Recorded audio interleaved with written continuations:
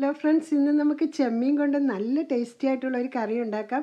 അതിന് വേണ്ടിയിട്ട് ഞാൻ 1.25 കപ്പ് ഷ്രിമ്പാണ് എടുത്തേക്കുന്നത്. അല്ലെങ്കിൽ അത് 40 പീസോളം വരും. അതേപോലെ തന്നെ ഈ കുടംപുളി കീറിയത് ഇതേ വലുപ്പത്തിൽ ഏകദേശം ഇതേ വലുപ്പത്തിൽ കീറിയ 4 പീസ് വെള്ളത്തിലിട്ട് വെക്കുക ആദ്യമായിട്ട്. പിന്നെ ഇഞ്ചി നമുക്ക് ഇതേപോലെ ചെറുതായി അരിഞ്ഞത് ഒരു 2 ടേബിൾ സ്പൂൺ വേണം. പച്ചമുളക് ഇതുപോലെ കീറിയത് ഒരു 10 എണ്ണം വേണം. വെളുത്തുള്ളി ചെറുതായിട്ട് കനം കുറച്ച് അരിഞ്ഞത് 1.5 ടേബിൾ സ്പൂൺ വേണം.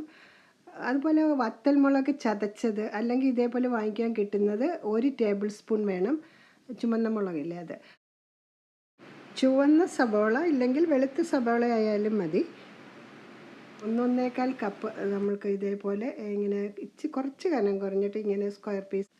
2-3 തണ്ട് കരിവേപ്പില കഴുകി വെച്ചേക്കണം നമ്മൾക്ക് വേണ്ടിയത്. പിന്നെ തേങ്ങ ചിരണ്ടിയത് 1.25 കപ്പ് തേങ്ങ ചിരണ്ടിയോളം വേണം.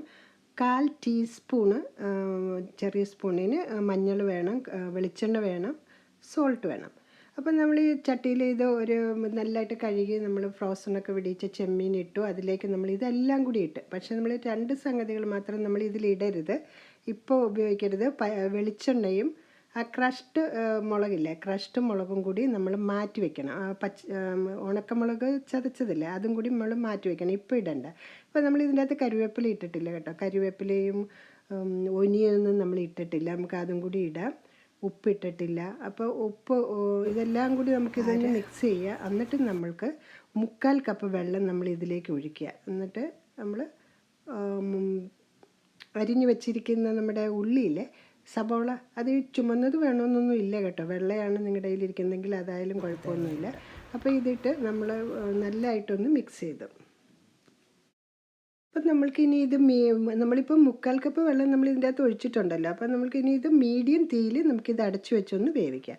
അപ്പോൾ ഇത് തിളച്ച് കഴിയുമ്പോഴത്തേക്ക് നിങ്ങളിത് ഓപ്പൺ ചെയ്യുക. അപ്പോൾ ഇത് ഒരു 3/4ഓളം നമ്മൾ ഈ ചെമ്മീനൊക്കെ വെന്തിട്ടുണ്ട്. അതിലേക്ക് നമുക്ക് ഈ നമ്മൾ ക്രഷ്ഡ് പെപ്പറില്ലേ, നമ്മൾ ചതച്ച് വെച്ചിരിക്കുന്ന മുളക്, അത് നമ്മൾ 1 ടേബിൾ സ്പൂൺ ഇടുക. ഇതിനി നിങ്ങൾക്ക് പിള്ളേർക്ക് ഇഷ്ടമില്ലെങ്കിൽ ഇത് ഇടണ്ട. എന്നാൽ ഇതിന് വലിയ എരിവൊന്നുമില്ല. ഇതിട്ടെങ്കിൽ നല്ല ടേസ്റ്റുമാണ് കേട്ടോ. അപ്പം ഇതിനെ ഒന്ന് ചെറുതായിട്ടൊന്ന് ഒന്ന് ലൈറ്റായിട്ടൊന്ന് മിക്സ് ചെയ്ത് കൊടുക്കുക. അത് കഴിഞ്ഞിട്ട് ഞങ്ങളിത് തുറന്ന് വെച്ച് തന്നെ ഞങ്ങൾ വേവിക്കുക. അപ്പം നമ്മൾ വെളിച്ചെണ്ണ ഇപ്പം നമ്മൾ 1.5 ടേബിൾ സ്പൂൺ ഒഴിച്ചിട്ടുണ്ട്. ഇനി എണ്ണ വേണ്ടാതെ ഡയറ്റോ അങ്ങനെയൊക്കെ നോക്കുന്നവരോ ഉപയോഗിക്കുന്നവരുണ്ട്. ഇത് എണ്ണ ഒഴിക്കാതെ വെച്ചാലും നല്ല ടേസ്റ്റ് തന്നെയാണ്. ഇനി തുറന്ന് വെച്ച് 1 മിനിറ്റ് നേരത്തേക്ക് നമുക്ക് വേവിക്കാം. എന്നിട്ട് ആ തീ ഓഫ് ചെയ്ത് ആ സ്റ്റവിൽ തന്നെ ഇരുന്നാൽ മതി. അപ്പം നമ്മുടെ കറി റെഡിയായി. അപ്പോൾ എൻ്റെ വീഡിയോ നിങ്ങൾക്കെല്ലാം ഇഷ്ടപ്പെട്ടെന്ന് വിചാരിക്കുന്നു. സബ്സ്ക്രൈബ് ചെയ്യാൻ മറക്കല്ലേ കേട്ടോ. അടുത്ത വീഡിയോയിൽ കാണാം.